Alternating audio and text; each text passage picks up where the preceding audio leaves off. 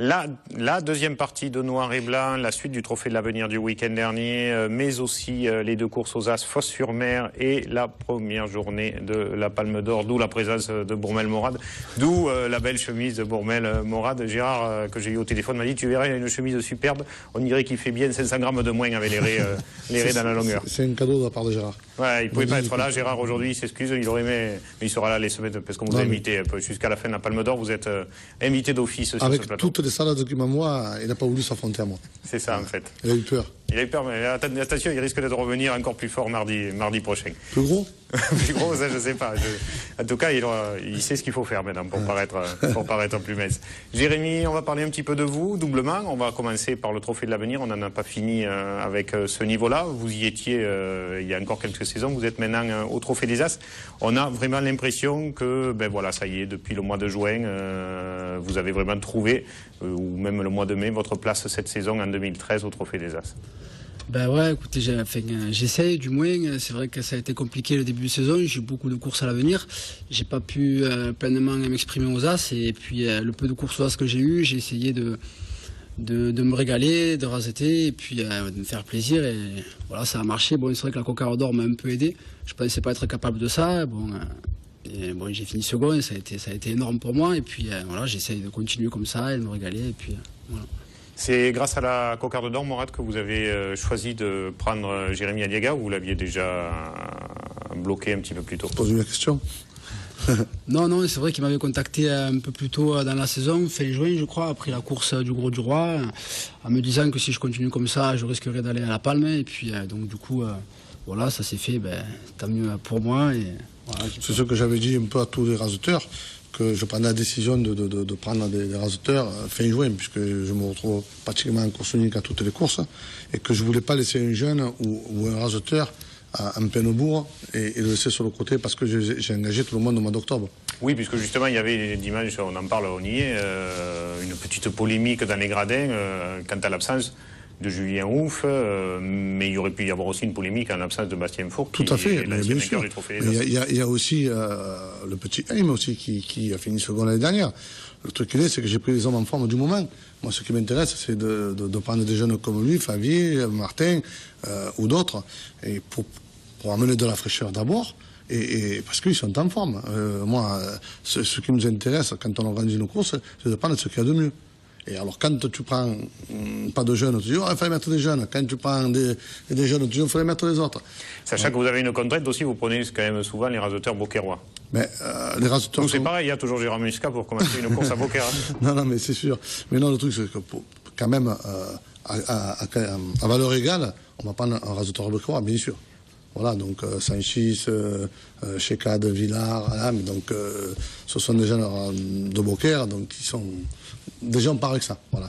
Par contre, trouver des arènes qui mettent 5 gauchers, 5 droitiers à chaque course, vous n'en trouvez pas beaucoup.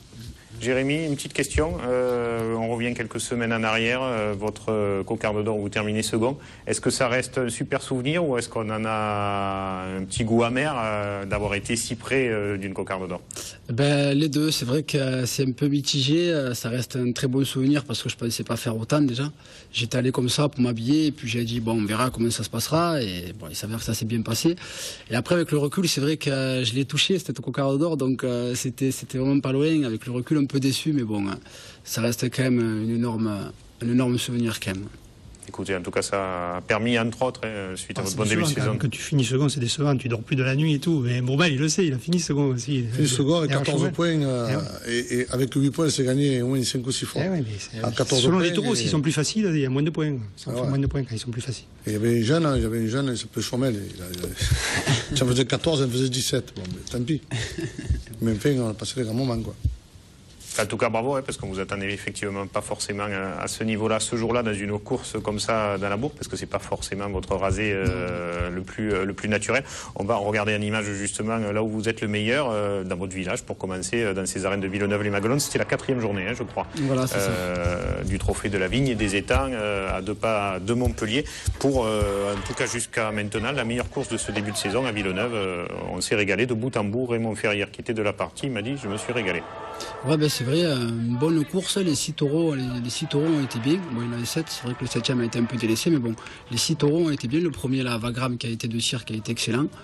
Angan de Nicolin, qui a été bien aussi, bon, qui a peut-être manqué un peu de pattes, peut-être dû à la chaleur. Du Soleil, non? Du Soleil. Du Soleil, ouais, du Soleil. On t'a dit Nicolin, c'est vrai. Ah, Nicolin, ben, du Soleil, ouais, qui a été bon aussi, hein. Bon, qui a peut-être manqué un peu de pattes, mais qui est bien passé, hein, en position de 2e. Donc, et puis dans l'ensemble, ça a très bien rasoté tout au long de l'après-midi. Oui, tous les rasoteurs ont joué le jeu. Non, ça a été une excellente après-midi. Je crois que j'ai rarement vu des aussi bonnes courses comme ça à Villeneuve. Mais il y a toujours de bonnes courses à Villeneuve. C'est jamais. Oui, c'est souvent un bon. Toujours, c'est très bien. Ouais, je ne sais pas pourquoi, la Reine, elle est bien. Les angles ne sont pas trop fermés, on peut quand même raseter. Ouais, c'est compliqué, c'est assez compliqué à raseter à Villeneuve. Ouais, les planches sont hautes. Donc ça avantage un peu les taureaux, mais ça permet quand même aux hommes de bien raseter. Voilà, ouais, c'est ça. 3e taureau en image arlésien de la Manade de la Galère, bien barricadier. Et puis voilà, vous lui avez livré de superbes rasés aussi pour le mettre en valeur. Oui, voilà.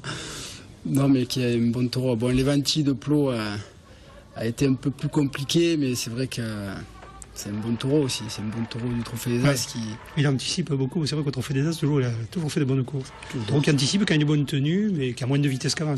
Oui, voilà. Un bon côté gauche, puisque Julien Ouf a fait une bonne course, et Christophe Clarion qui remportera d'ailleurs le titre du meilleur animateur de cette journée. C'est bien que Christophe retrouve un bon niveau en ce milieu d'été.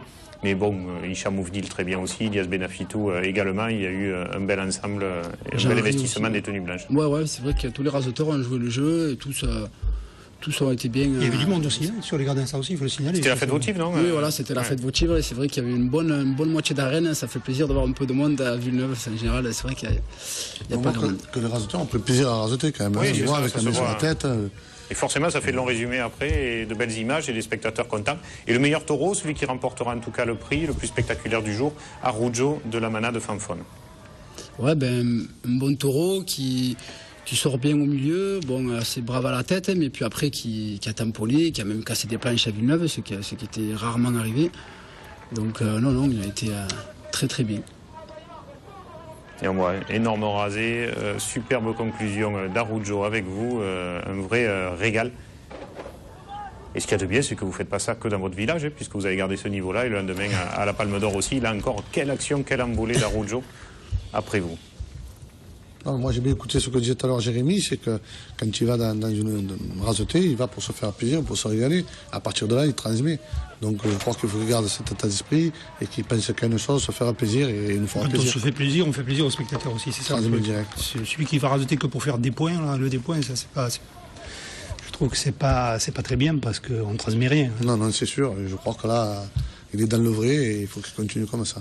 Bravo donc à Christophe Clarion, on le disait, et à la Manade Fanfone pour les prix dans cette journée. Quand est-ce qu'a lieu la finale du Trophée de la Vigne et des Étangs, Jérémy? Le 31 août, le samedi 31 août. Voilà, à noter dans vos agendas. Il y a toute une partie qui est à l'ombre, des arènes même, déjà. Il y a de une l'ombre. partie au soleil, il n'y a pas grand monde à cette époque de l'année, mais le reste est heureusement à l'ombre. Dernière petite course avant d'en venir au Trophée des As, c'était dimanche dernier. Raymond Ferrière était à nouveau à la caméra sur ces images, c'était à Pérol.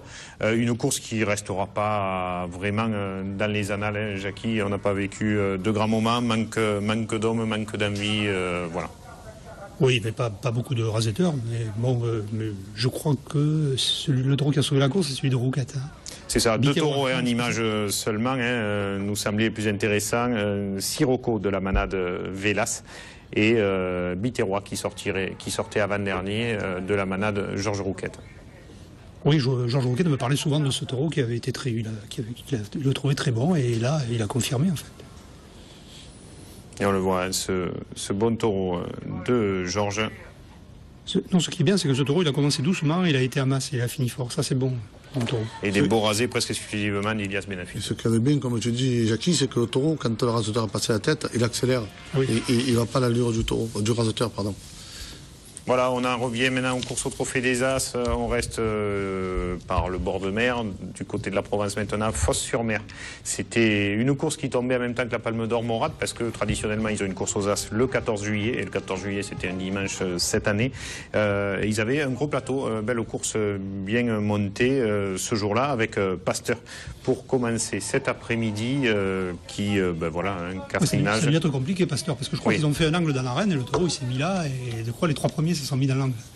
Pour aller les déloger. Pasteur était second, hein. Grégao de Gilet sorti 3e, et Bus de Hagu sortait après la pause. C'est vraiment monté d'un ton en deuxième partie avec ce taureau-là pour commencer, et puis les autres. Et en plus, il manquait 2 raseteurs. Je ne sais pas qui était le second, mais je crois que Bastien Four devait raseter là, il n'y était pas. Prince de la Manade Chapelle recevra 9 Carmen, hein, beaucoup d'actions. Oui, c'est vrai que la course, elle était belle. Hein, oui. La seconde partie, surtout. Et les raseteurs les plus en forme ce jour-là au niveau des points, Aim et Bruchet, 12 points chacun, alors que Mathieu Marquier au Trophée des raseteurs en marquera 22. 22 parce qu'ils sont doublés, nous, c'est ça, ouais. Je crois. Oui.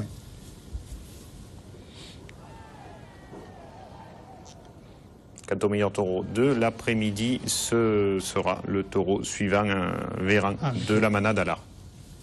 Un taureau qui est toujours bien, hein, maintenant qui est un peu vieillissant, hein, qui est plus... c'est vrai qu'on le mettre dans les grandes arènes. Dans les courses moyennes, comme ça, il est toujours très bon.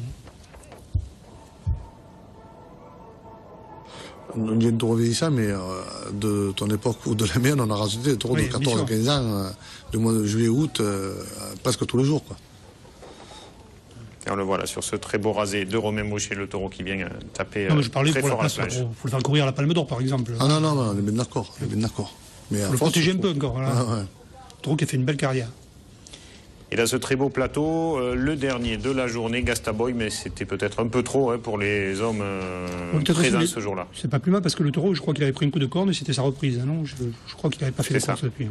Mathieu Marquier qui remporte le prix ainsi que Romain Bruchet, logiquement tous les deux récompensés.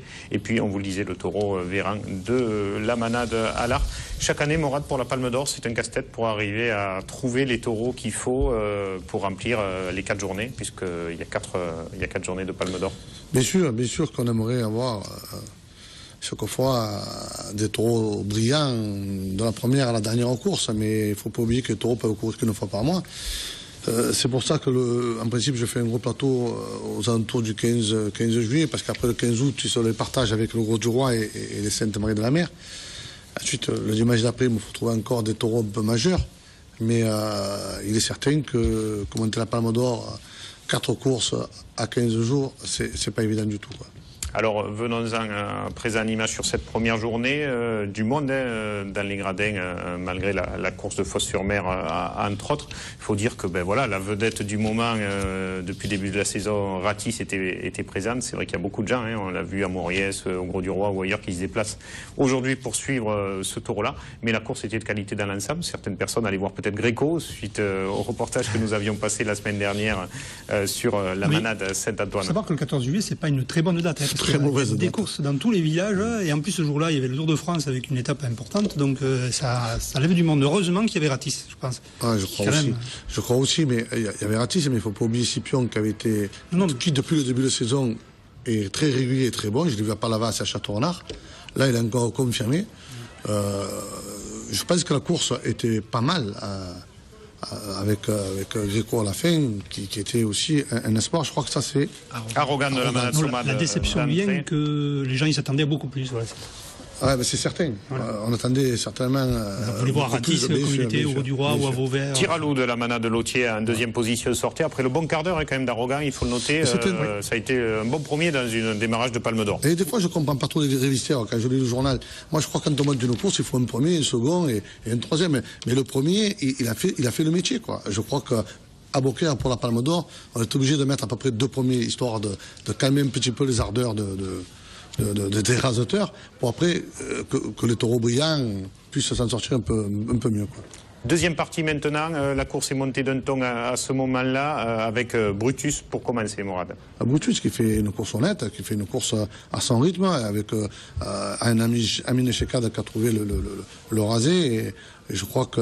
Mais Amine qui avait commencé très fort. Hein, il a commencé très fort. C'est dommage qu'il n'ait pas pu aller jusqu'au bout, il a eu une pointe. Il a une petite pointe, donc il gère un petit peu, parce qu'il a envie de finir une saison. Mais c'est vrai que Brutus, il n'a plus la vivacité qu'il avait au vent. Ce qui lui a manqué dans cette course-là, c'est faire 4 ou 5 actions pour finir. Là, voilà. Exactement, 4 ou 5 actions. Des rasés peut-être aussi arrêtés, parce qu'il n'a pas eu beaucoup de rasés arrêtés, comme d'autres taureaux. Peut-être aussi, oui. Et l'un des bons taureaux de cette journée, Morad me disait que pour lui c'était le meilleur ce jour-là. Jackie, vous êtes d'accord? Sur la valeur des taureaux, c'était le meilleur de la course, celui qui est le plus vif, qui s'est battu, qui a changé de terrain, il a été intéressant, il y a eu de l'ambiance à ce taureau. Et puis il faudra me faire remarquer quand il y aura un rasé arrêté, parce que pour l'instant il prend que des reprises, il va jusqu'au bout, le taureau s'est battu, franchement. C'est un peu comme Jérémy. Quoi, oui, mais le taureau qui se livre, c'est obligé qu'il prenne les reprises. Le taureau, il a tout pris, donc il se battait, il voulait tout manger. Avec beaucoup de volonté, quoi. Je veux dire, c'est un peu les révélations. Et puis chercher les rasés arrêtés de Ratis, vous pouvez les chercher longtemps à gauche. Il y en a eu 3. Ils sont venus de Jérémy Aliaga. Tout à fait, tout à fait. Et je crois que ça a été au détriment du taureau, parce que les seuls rasés arrêtés, c'est Jérémy. Et si j'ai eu un gaucher ou deux qui se donnent la peine de le faire, je crois que le taureau est encore meilleur. Quand on sait que le taureau, il est surtout gaucher. Hein, il est gaucher. Et en plus, je serais incarné, je suis sûr que le taureau aurait tapé. Comme il n'a pas eu trop de rasés à gauche, il a fait des coups de barrière à droite. Hein, ouais, c'est vrai aussi. C'est vrai. C'était une surprise, ça, d'ailleurs.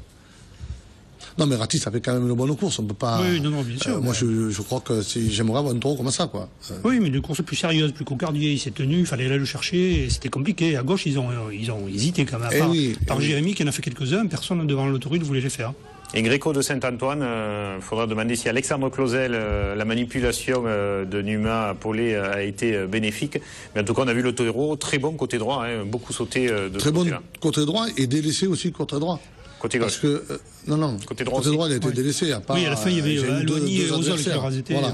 Donc, je crois que je pense que s'il a eu 2-3 rasés bien consentis. Il n'y aurait plus de rythme, il aurait pu faire un quart d'heure complet. Voilà. Parce qu'il a été brillant, il a fait beaucoup d'actions, mais c'était pas complet comme quart d'heure, ça n'a pas enflammé les quarts d'heure. Sinon, c'était bien, moi je le trouvais bien ce taureau. Non, moi je. Gauche qu'à gauche et hop, il lâche la il y avait un taureau qui faisait comme ça aussi, c'était Fidelio. Hein. Eh oui. Donc il faut un peu s'enrouler un peu pour lui donner la sortie. Donc voilà, donc s'il est brillant et que même s'il vient que d'un côté, un taureau comme ça, il faut le remettre, quoi. Jérémy, on l'a vu, pourquoi les autres gauchers n'ont pas raseté Ratis arrêté quand ils vous ont vu faire ces rasés-là? Ah, mais ils en ont fait quelques-uns quand même, je pense, mais bon... Je vais peut-être poser la question à Morad, il sera moins gêné pour répondre. Non, je ne suis pas gêné du tout. Pourquoi? Peut-être que déjà le taureau, il a une réputation. Le taureau, il fait peur. Et les 3 arrivées qu'il a fait sur Jérémy, il a laissé sa cheville 3 fois. Ouais, c'est vrai. Donc, à un moment donné, ça te fait réfléchir. Moi, j'avais le petit Alam que je poussais pour qu'il en fasse un arrêté, mais pas pour moi, mais c'était pour lui surtout.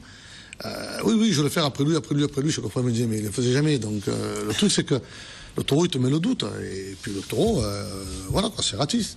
Ah, et puis il sort pas le taureau. Le taureau, il restait dans son terrain, il fallait aller le chercher. Et là, quand tu touches la tête, tu sais qu'il s'est moins livré que d'habitude, qu'au gros du roi, où il s'est moins livré quand même que, je sais pas si c'était l'angle.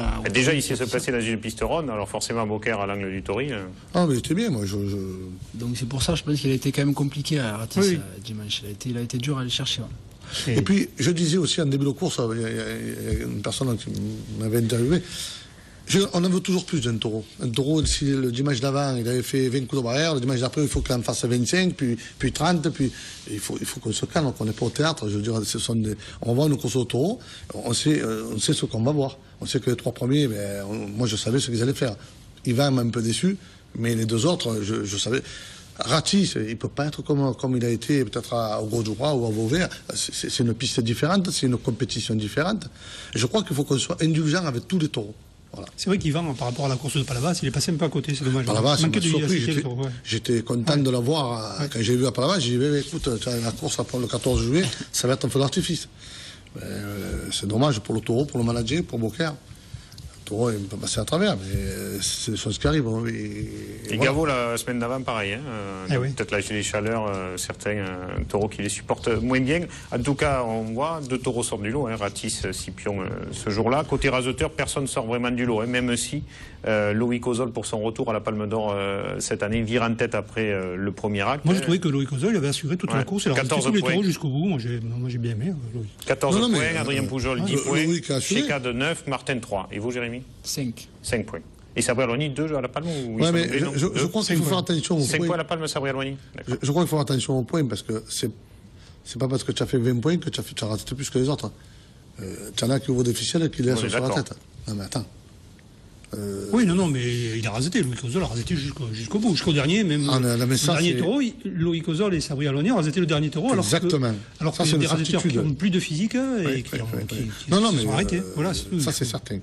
La suite de la Palme d'Or, ce sera le week-end qui vient. Mais avant ça, on va regarder tout ce qui vous attend en course camarguaise cette semaine et cette fin de semaine. On va commencer par ce jeudi, puisqu'il y a Jonquière-Saint-Vincent, c'est mardi après-midi, mais ça reprend ce jeudi avec la 2e journée du Raisin d'Or et la Royale, la complète de la manade de Laurent, dont les vedettes Indiens, Teflon, Cisco, Cyrano, Troubadour, etc. pour cette journée, avec un plateau normalement de qualité là-bas. La fête à Émargues aussi ce jeudi. La suite des courses, les panneaux vont s'afficher. Première journée du Trophée du Muscat, 2 journées seulement cette année. Ce sera ce jeudi 18 juillet pour le redémarrage de la pesque à lune dans les arènes de Lunel, avec la finale qui aura lieu samedi. Vous serez là-bas, Jérémy. Joli plateau monté aussi et très belle finale en prévision. Vendredi, je crois qu'il y a des courses aussi.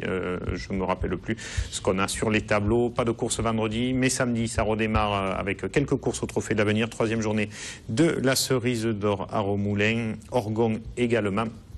Mais on vous le disait, samedi 20 juillet, c'est la finale du Trophée du Muscat pour les arènes de Lunel, avec un gros plateau, Garland, le but d'or en titre de la manade des Baumel et Bayador, Sugar et Silverado de la manade Saint-Gabriel. Bayador ne sera pas certainement. Je crois pas, non. Non. Je pense qu'il n'est plus là. Baroudeur de la manade de Martini et le Biao de l'Avenir de la saison passée aussi, un Biao d'or, un Biao de l'Avenir, avec Icar de la manade de Polem. Voilà pour cette belle finale en théorie, Jérémy, solide, de ce Trophée du Muscat. C'est compliqué la veille de la Palme d'Or. Ouais, une belle course, une course qui va être compliquée, je pense, comme dit Jackie, ça va être très très dur pour les raseteurs. Morad me disait, puisque je l'ai pris un stop, là, il venait à Montpellier tout à l'heure en voiture, il me disait, je suis inquiet parce que vu la course de Lunel la veille, il y a pas mal de raseteurs qui sont dans le même pas beaucoup poker. La veille de la Palme d'Or. Alors là, obligé d'appeler 2 ou 3 raseteurs à renfort. À renfort. Allez, la suite des courses. Par contre, beaucoup de courses ce dimanche. Là, on va commencer par le Trophée de l'Avenir. Aramon d'un côté, Plan d'Orgon, mais aussi Frontignan. La suite des courses du Trophée de l'Avenir en image. Regardez, Fosse-sur-Mer pour le Trophée de l'Avenir. Saint-Christol avec la fête là-bas et la complète traditionnelle de la manade Fabre-Maillan. Port-Iragne pour le Trophée Manu Perrault. Et dernier tableau pour les courses comptant pour le Trophée de l'Avenir de dimanche prochain. Et Margue, la fête votive. Et 9e journée de la Main d'Or pour les arènes de Vendargue. Voilà pour ce dimanche 21 juillet à l'Avenir. Et puis pour le Trophée des As, le détail, course unique. La 2e journée de la Palme d'Or. On va essayer de donner la course dans l'ordre. Tissienne de la manade de Blatière-Bessac, Banaru de Fabre-Maillan 2, ou Pélican de la manade Nicolin, c'est ça, moi? Non, ce sera Banaru, Valmont, Ator 4e. Valmont en 3e, hein? Oui, Valmont 3e, Ator 4e, Pélican 5e et 6e pour pied. Cette course a beaucoup changé. On avait Saint-Rémois qui était la vedette de toujours la blessé. Course. Toujours blessé, on l'a pas remplacé du tout. Et on avait le taureau de Jacobon, Chambois. Il avait une légère boiterie, il a préféré le préserver, et, sachant que Beaucaire, la Palme d'Or, c'est pas évident. On a durci un petit peu la course. Voilà.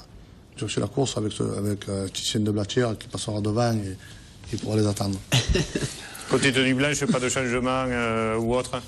Mais pour l'instant, non, mais peut-être qu'on peut encore améliorer ou renforcer la course, quoi. Bon, on a vu, Jackie, dès la première journée que l'enjeu était là. Hein, pour la Palme d'Or, ça reste l'un des plus gros trophées qu'un raseteur veut gagner. Il y a eu des moments, quelques petites frictions en piste entre tourneurs, raseteurs, etc. Oui, c'est surtout du côté des tourneurs que ça...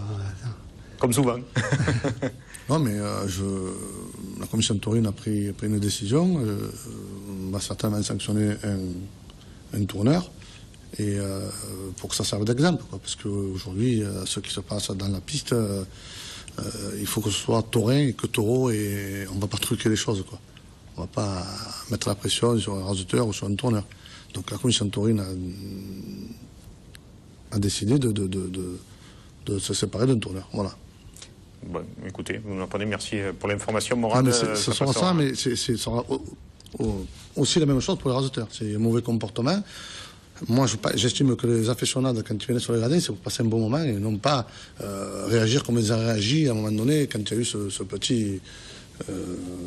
écoutez, si vous voulez savoir ce qui s'est passé, parce que je ne sais pas si dans le résumé on l'a montré en image, l'intégrale de la Palme d'Or de la première journée, ce sera ce mercredi à 15h sur les antennes de TV Sud, mais également ce vendredi à 15h, voilà, pour vous mettre dans le bain avant le deuxième acte, puisque la Palme d'Or c'est 4 courses, pour que vous sachiez un petit peu où on en est. Rien n'est joué, tout est ouvert encore. Jérémy peut revenir dans 3 semaines avec la Palme d'Or autour du cou. Je ne sais pas si c'est un bijou ou pas. C'est tout ce qu'on peut vous souhaiter. En tout cas, Jérémy, merci d'avoir été là sur ce plateau aujourd'hui. Morad, à la semaine prochaine. On vous garde pendant 3 semaines. Pour informer que la course commencera à 16h30, puisque le 21 juillet, c'est toujours l'ouverture des fêtes et on a besoin des arènes.